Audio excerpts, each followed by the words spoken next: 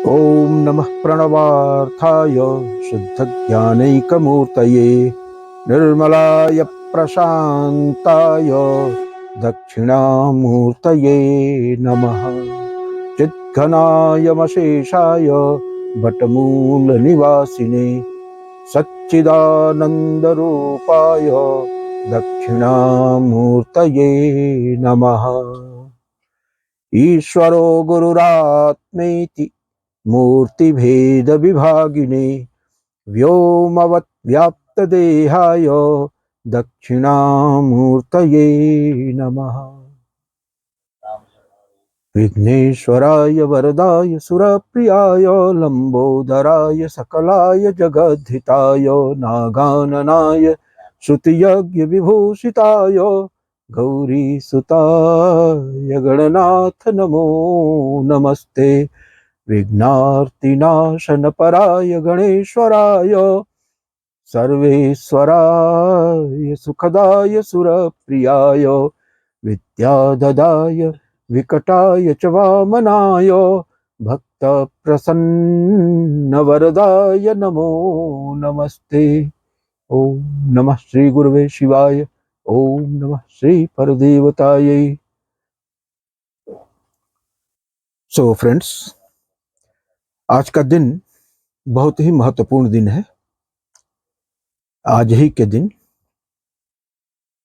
अर्धरात्रि में भाद्र कृष्ण अष्टमी अर्धरात्रि रोहिणी नक्षत्र में भगवान श्री कृष्ण का अवतरण हुआ था। तो इस पावन अवसर पर हम कृष्णं वंदे जगद्गुरुं वसुदेवसुतं देवं कंसचाणूरमर्दनं देवकी परमानंदम कृष्णं वंदे जगद्गुरुं। भगवान श्री कृष्णचंद्र की आराधना करते हैं, उनको शत शत नमन करते हैं, प्रणाम करते हैं। और आज के दिन कुछ ऐसा भाव आ रहा है कि अभी तक हम लोग श्री विद्या पे जो चर्चा कर रहे थे, तो उस क्रम में हम लोगों ने अस्तित्व के सूक्ष्मतर स्तरों का विवेचन किया। वो श्री चक्र निरूपणम के अध्याय 13, 14, 15, 16 और पंचम कल्प के आलोक में। एक बार फिर से यहाँ पे याद दिलाना उचित होगा कि पंचम कल्प और त्रयोदश आवरण, ये दोनों में कुछ भेदाभेद का संबंध है। किसी मामले में थोड़ा सा भेद भी है और किसी मामले में अभेद भी है। और पंचम कल्प में ही जो है वो अनुग्रह का व्यापार संपादित होता है और वहीं से मतलब सृष्टि चक्र भी प्रवर्तित होता है और मुक्ति का मार्ग भी वहीं से प्रशस्त होता है। ये दोनों कार्य वहीं से होते हैं, मतलब मोक्ष का प्रदान और सृष्टि चक्र का प्रवर्तन, ये दोनों ही अनुग्रह व्यापार में ही आते हैं। और इसी की प्रक्रियात्मकता के बारे में जो है वो त्रयोदश आवरण बताता है कि इसकी प्रक्रिया किस तरह से चलती है। तो एक तरह से इसको पंचम कल्प का ही एक पार्ट मान लिया जाए कि पंचम कल्प एक पार्ट है और उसी का दूसरा पार्ट जो है त्रयोदश अध्याय है। और उसके बाद जब सत्ता मूर्त होने की तरफ अग्रसर होती है तो मूर्त होने की प्रक्रिया में पहला क्रम क्या है, 16वां आवरण आता है, जहां पर कि हम अध्वा का अध्ययन करते हैं। अध्वा मतलब देश और काल, देशाध्वा और कालाध्वा, टाइम एंड स्पेस। अब देशाध्वा की 3 अवस्थाएं हैं, कारण, सूक्ष्म, स्थूल। और उसी तरह से कालाध्वा की भी 3 अवस्थाएं हैं, कारण, सूक्ष्म और स्थूल। इस तरह से भेद सहित जो है ये 6 अध्वा बन जाती है। तो जब शक्ति मूर्त रूपता को प्राप्त करने की दिशा में अग्रसर होती है, तो ऐसा नहीं कि सीधे सीधे जो है वो आ जाती है। उसका एक रास्ता बना हुआ है। अध्वा का अर्थ ही है मार्ग। तो उसी मार्ग से उतरते हुए तो पहले जो है वो काल में, फिर देश में, काल में और देश में थोड़ा सा अंतर है। काल माने क्रिया, जहां से क्रिया शुरू होती है, उस क्रिया के शुरुआत के बाद उसकी जो पीरियडिसिटी होती है क्रिया की, उसकी गणना जिस काल खंड से करते हैं तो वहीं से काल की सृष्टि हो गई। उसके पहले अकाल है, उसका मतलब गणना में नहीं है, लेकिन काल की कलना वहां से शुरू होती है जहां से क्रिया की शुरुआत होती है। काल की ही प्रेरणा से क्रिया होती है, और एक क्रिया के होने और न होने के बीच के अंतराल को ही जो है क्षण माना गया है। तो वहां से काल की गणना शुरू हो जाती है। तो ये है कालकृत भेद, कालगत भेद। ये काल के अंतर्गत ये भेद होता है। इसी में भूत है, भविष्य है, वर्तमान है, घंटा है, मिनट है, सेकंड है, दिन है, रात है, पक्ष है, सप्ताह है, मास है, वर्ष है, ऋतु है। तो ये सब जो है कालगत भेद है। और एक होता है कालकृत भेद। तो कालकृत भेद जो है ये विजातीय है। कालगत भेद जो है सजाती है, काल के अंतर्गत होने वाला भेद है। और काल के द्वारा जो भेद किया जाता है वो देश की सीमा में होता है, क्योंकि क्रिया का कोई न कोई आधार होता है और वो आधार देश होता है। तो क्रिया की जहां तक व्यापकता होगी, उस परिधि में आने वाला देश, उस लोकल स्पेस में परिवर्तन होता है। और वहीं पे जो है वहाँ उस स्पेस के अंतर्गत की निहित शक्तियां कंक्रिटाइज होती हैं, मेटेरियलाइज होती हैं, और किसी न किसी मूर्ति का वहां पे जो है वो अवतरण होता है, प्रकटन होता है। तो ये हो गया। तो देखिए, भगवान श्री कृष्ण जब अवतरित होते हैं, श्रीमद् भागवत में, भागवतम में बहुत अच्छा इसका वर्णन आता है कि उत्सव होता है, चारों तरफ उत्सव होता है। और भगवान का जब अवतरण होता है तो सीधे ऐसा नहीं है कि वो नंद बाबा के यहाँ आ गए या देवकी के गर्भ में आ गए, वसुदेव के यहाँ आ गए, ऐसा नहीं होता है। पहले उनका अवतरण होता है तो पहले काल में होता है। तो जब काल में उनका अवतरण होता है तो किस तरह से, अथ सर्वगुणोपेतः कालः परम शोभनः। पहले भगवान का अवतरण जो होता है, माने जो अकाल सत्ता है, अकाल पुरुष है, कालातीत सत्ता है, वो काल के गर्भ में आती है और काल को संतृप्त करती है। काल जब परमात्म तत्व उसके आवेष्टन में आता है, उसके अवगुंठन में आता है, तो वो काल जो है परमानंदित हो जाता है। और ये काल का परमानंदित होना ही ये जो श्रीमद् भागवत में कहा कि ततः सर्वगुणोपेतः कालः परम शोभनः, समस्त गुणों से जो है वो परिपूरित हो गया। तो परम सत्ता का जिस भी सीमा में पदार्पण होगा तो निश्चित रूप से उस काल, उस देश में जो है वो समस्त गुणों का आधान हो जाएगा, क्योंकि वो गुणों का गुणातीत तो है लेकिन सारे गुणों का आश्रय वही है।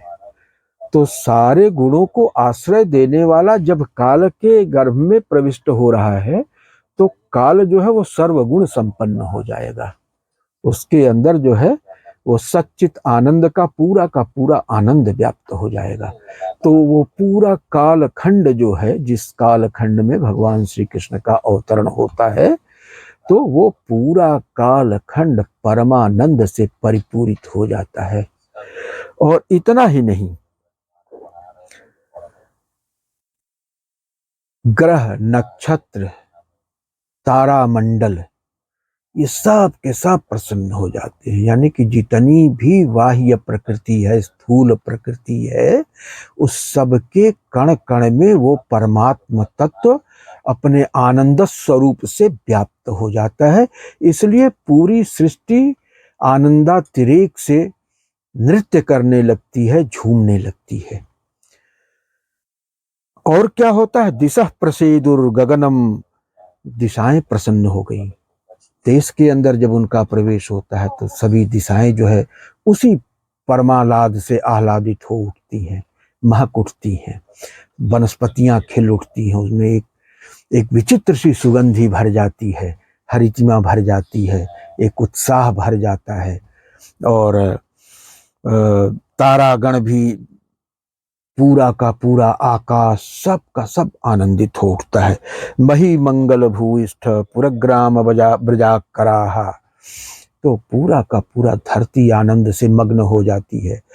तो ये भगवान का अवतरण जो होता है, तो कहने का मतलब ये हुआ कि पहले पूरे समष्टि प्रकृति के कण कण में परमात्मा सत्ता व्याप्त होती है, और जब समष्टि प्रकृति के कण कण में ये सत्ता व्याप्त हो जाती है तो समस्त प्रकृति को पूर्ण आह्लाद प्रदान करने के उपरांत व्यष्टि सत्ता में प्रविष्ट होती है, और फिर व्यष्टि सत्ता को उसकी पूर्णता प्रदान करती है, पूर्णालाद पूर्णानंद प्रदान करती है। तो जब ये सारा का सारा वातावरण, पूरा ग्रह नक्षत्र तारक नदी पहाड़ झरने आकाश काल दिक् सब के सब उस परमानंद से परिपूरित हो गए, तो इन सभी सत्ताओं को, सत्ता के समस्त स्तरों को परमानंद से आप्यायित आपूरित करने के पश्चात तब फिर वो भगवान जो है वहां देवकी के समक्ष प्रकट होते हैं। तो कहने का आशय क्या है? कहने का आशय है कि अब अगर हम लोग अभी तक श्री विद्या के क्रम में जो अध्ययन किए हैं उसको देखें, तो ठीक वही क्रम यहाँ पे जो है दिखता है कि पहले जो है वो निराकार सत्ता वो महाकुलेश के रूप में आती है, और फिर महाकुलेश के बाद अध्यात्म, उसकी शक्ति जो है वो अध्यात्मक होकर के देश और काल की सृष्टि करती है, और देश और काल की सृष्टि करने के उपरांत जो आपका पंचदश आवरण है वो स्थूल प्रकृति की सत्ता है, जो बाह्य स्थूल प्रकृति का रूप है, नदी झरने पहाड़ वन वृक्ष वनस्पति औषधियां जल समुद्र ग्रह नक्षत्र, ये सारा का सारा ये स्थूल प्रकृति का रूप है। तो ये जो पंचदश आवरण है वो पंचदश आवरण स्थूल प्रकृति का द्योतक है, उसमें वो परमात्मा सत्ता पहले देश काल के माध्यम से होते हुए व्याप्त होती है, और फिर वहां से जो चतुर्दश आवरण आता है वो व्यष्टि सत्ता में प्रवेश की स्थिति होती है। अब व्यष्टि सत्ता में प्रवेश होने के बाद जो सूक्ष्म स्तर की संरचना है वो पूर्ण हो गई, माने कि ये जो पांच कलाएं हैं, माने पांच तत्वों के तमोगुण अंश से बनी हुई पांच कलाएं हैं, उनका पंचीकृत रूप जो है वो बाह्य स्थूल प्रकृति है, और उसके अंदर जो सत्व अंश है और रज अंश है पांचों तत्वों का, उनके रूप में वो पंच ज्ञानेन्द्रियां पंच कर्मेंद्रियां प्राण और अंतःकरण उनसे बनता है, और ये जाके उसमें इम्बेडेड हो जाता है। और जब इतना कुछ हो जाता है तब यह बिंदु रूपता को प्राप्त होता है। अब यहाँ से जो है द्वितीय सृष्टि शुरू होती है। तो देख रहे ना कि प्राथमिक सृष्टि में पहले स्थूल सत्ता, फिर उसके बाद व्यष्टि सत्ता को पूर्णता प्रदान करते हैं वसुदेव और देवकी के यहाँ उत्पन्न होकर के, और फिर उसके बाद ये ब्रह्म हृदय है, ये ब्रह्म भूमि है, और यहाँ से फिर जो है वो दूसरी भूमि में प्रविष्ट होते हैं कि ये मथुरा से वो जो है वो कहाँ जाते हैं? गोकुल में जाते हैं। गोकुल का मतलब क्या हुआ? गो माने इंद्रियां भी होता है, जहां इंद्रियों का समुदाय उपस्थित है। तो इंद्रियों को जो पंच ज्ञान इंद्रियां, पंच कर्म इंद्रियां, प्राण और अंतःकरण, ये सारा का सारा चतुर्दश आवरण के थ्रू जो है वो पंचदश में जाके इम्बेडेड हो गया। उसी के बाद से जो है वो बिंदु चक्रता को हम लोग पहुंच सके हैं। तो इस प्रकार से जो है वो बिंदुता को प्राप्त होने के उपरांत ये अब ये जो है जो परा प्रकृति है वो अपरा प्रकृति को चार्ज सौंप देती है। प्रथम चरण में जो है वो परा प्रकृति का कार्य है और परा प्रकृति अपना कार्य पूर्ण करने के पश्चात अगले स्तर का कार्य पूरा करने के लिए वो व्यावहारिक प्रकृति जो है परा प्रकृति अपरा प्रकृति को वो सौंप देती है। गीता में वो आया ना कि भूमिरापो नलो वायु खम मनो बुद्धिरेव च अहंकार इतीयम में भिन्ना प्रकृति रस्तधा अपरेयमितस्त्वन्याम विद्धि प्रकृति में पराम जीवभूताम महाबाहो यदम धार्यते जगत। तो अपरा प्रकृति के रूप में ये 5 जो तत्व हैं और मन बुद्धि अहंकार इनकी सत्ता है।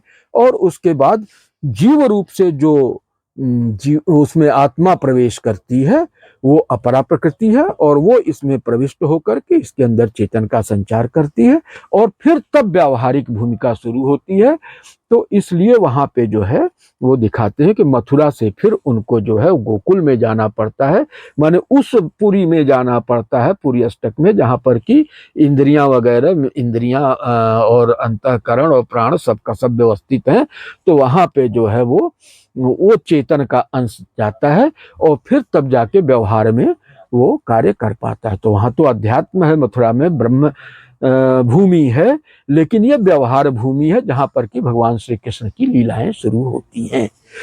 तो इस परिप्रेक्ष्य में अगर समझने का प्रयास किया जाए तो श्रीमद् भागवत के 10वें स्कंद का ये जो 3य अध्याय है वो बिल्कुल आपके श्री चक्र निरूपणम के 13, 14, 15, 16 आवरण और पंचम कल्प के बिल्कुल समानांतर उसी सृष्टि प्रक्रिया की ओर इंगित करता है।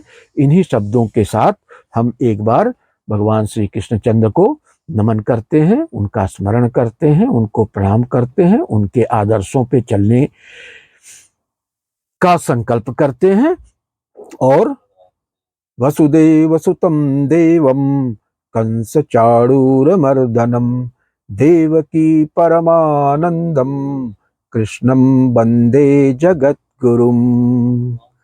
तो अब ये जो है कृष्ण भगवान वहां से अब उसके बाद ये जन्म के पूर्व का उत्सव है। उनको जन्म के पूर्व ही जो है जब वो प्रकृति के गर्भ में आते हैं तो प्रकृति ने उत्सव मनाया, समष्टि सत्ता ने, समष्ट्यात्मक प्रकृति ने उत्सव मनाया। और उसके बाद जब व्यष्टि प्रकृति की गोद में आते हैं, भगवती देवकी की गोद में आते हैं, तब उसके बाद फिर क्या होता है कि उसके बाद जो है नंदस्यात्मजोत्पन्ने जाता लादो महामना।